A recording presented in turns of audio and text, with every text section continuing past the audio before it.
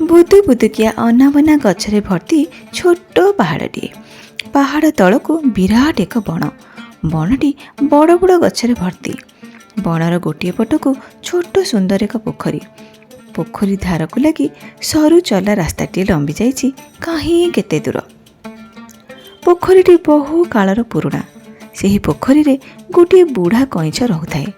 ନା ତାର କମ୍ବୁଗ୍ରୀବ। ଦିନେ ଦୁଇଟି ରାଜହଂସ ଆକାଶରେ ଉଡ଼ି ଯାଉ ଯାଉ ସେହି ପୋଖରୀଟିକୁ ଦେଖିଲେ। ପୋଖରୀର ସ୍ୱଚ୍ଛ ଜଳ ଓ ପଦ୍ମଫୁଲ ହଂସ ଦୁଇଟିକୁ ଆକୃଷ୍ଟ କଲା।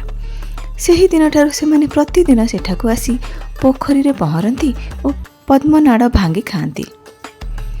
କ୍ରମେ କମ୍ବୁଗ୍ରୀବ କଇଁଛ ସାଙ୍ଗରେ ହଂସ ଦୁଇଙ୍କର ପରିଚୟ ଓ ବନ୍ଧୁତା ହେଲା।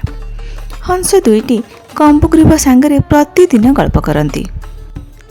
କେତେ ରାଜ୍ୟର କେତେ ପ୍ରକାର କଥା, କେତେ ସୁଖ ଦୁଃଖର କାହାଣୀ, କେତେ ଆଶା ଆକାଂକ୍ଷାର କଥା। ସେହି ବର୍ଷ ବିଲକୁଲ ବର୍ଷା ହେଲା ନାହିଁ। ବର୍ଷା ଅଭାବରୁ ପୋଖରୀର ପାଣି ଶୁଖି ପଙ୍କ ଦେଖାଗଲା। ପାଣି ବି ପଙ୍କୁଆ ହୋଇଗଲା। ଏପରି ଅବସ୍ଥା ଦେଖି କମ୍ବୁଗ୍ରୀବର ଆଶଙ୍କାର ସୀମା ରହିଲା ନାହିଁ। ଦିନେ ହଂସ ଦୁଇଟି କହିଲେ, ବନ୍ଧୁ କମ୍ବୁଗ୍ରୀବ, ଏହି ପୋଖରୀର ପାଣି ଶୁଖି ଆସିଲାଣି। ଆମ୍ଭେମାନେ କାଲିଠାରୁ ଅନ୍ୟ ପୋଖରୀକୁ ଯିବୁ। କମ୍ବୁଗ୍ରୀବ କହିଲା, ବନ୍ଧୁମାନେ, ପାଣି ଅଭାବରୁ ମୋ ଅବସ୍ଥା ମଧ୍ୟ ସାଂଘାତିକ। ମୋ ପାଇଁ କିଛି ଗୋଟିଏ ଉପାୟ କର।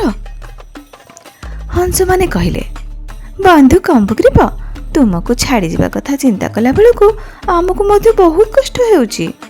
କିନ୍ତୁ ତୁମେ ତ ଆମ ପରି ଆକାଶରେ ଉଡ଼ିପାରିବ ନାହିଁ। ତୁମ ପାଇଁ ଆମେ କ'ଣ କରିପାରିବୁ? କମ୍ବୁଗ୍ରୀବ କହିଲା, ମନୁ କହିଛନ୍ତି, ବିପଦ ଉପସ୍ଥିତ ହେଲେ ବୁଦ୍ଧିମାନ ବ୍ୟକ୍ତି ବନ୍ଧୁ ପାଇଁ ଯଥେଷ୍ଟ ଯତ୍ନ କରନ୍ତି। ତୁମ୍ଭେମାନେ ମୋର ବନ୍ଧୁ। ଏବେ ତୁମ୍ଭମାନଙ୍କ ଉପରେ ମୋର ଦାୟିତ୍ୱ ଦେଲି। ମୋ ପାଇଁ ଯାହା କିଛି ହେଲେ କରିବାକୁ ହେବ। ସମସ୍ତେ ଏକାଠି ବସି ବହୁ ପରାମର୍ଶ କରି ଗୋଟିଏ ଉପାୟ ସ୍ଥିର କଲେ। କମ୍ବୁଗ୍ରୀବ ଗୋଟିଏ କାଠିକି କାମୁଡ଼ି ଧରିବ। ହଂସ ଦୁଇଟି କାଠିର ଦୁଇ ମୁଣ୍ଡକୁ ଥଣ୍ଟରେ କାମୁଡ଼ି ଧରି ଉଡ଼ିବେ। ହଂସମାନେ କହିଲେ, କମ୍ବୁଗ୍ରୀବ, ଏଥିରେ ବିପଦ ଅଛି।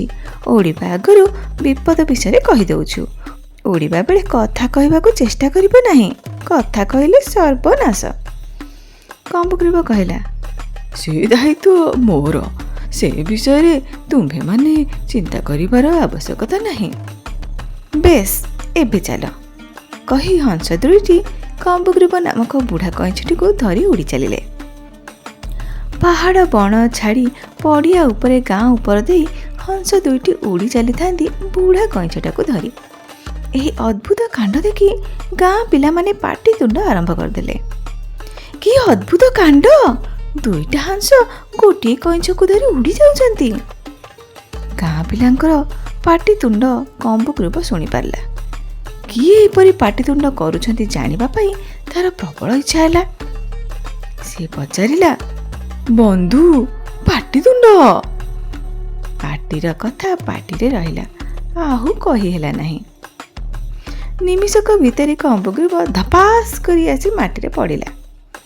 ବୁଢ଼ା କଇଁଛର ହାଡ଼ ସବୁ ଚୂନା ଚୂନା ହେଇଗଲା। କମ୍ବୁଗ୍ରୀବର କାହାଣୀ ଶେଷ କରି ସ୍ତ୍ରୀ ତିତିର ପକ୍ଷୀଟି ତାର ସ୍ୱାମୀକି କହିଲା, ବୁଝିଲ କି, ଏଇଥିପାଇଁ ମୁଁ ତୁମକୁ ସାବଧାନ କରିଥିଲି। ତୁମେ ଶୁଣିଲ ନାହିଁ। ମୋ କଥା ଶୁଣିଥିଲେ ସମୁଦ୍ର ପେଟକୁ କ'ଣ ମୋର ଅଣ୍ଡା ଦୁଇଟି ଯାଇଥାନ୍ତା? ତୁମର ଅବସ୍ଥା ଠିକ୍ ଯତ୍ ଭବିଷ୍ୟ ପରି। ତିତିର ପକ୍ଷୀ ପଚାରିଲା, ଯତ୍ ଭବିଷ୍ୟ ପୁଣି କିଏ? ତିତିରି ପୁଣି ତିନି ମାଛଙ୍କ କାହାଣୀ କହିବାକୁ ଆରମ୍ଭ କଲା।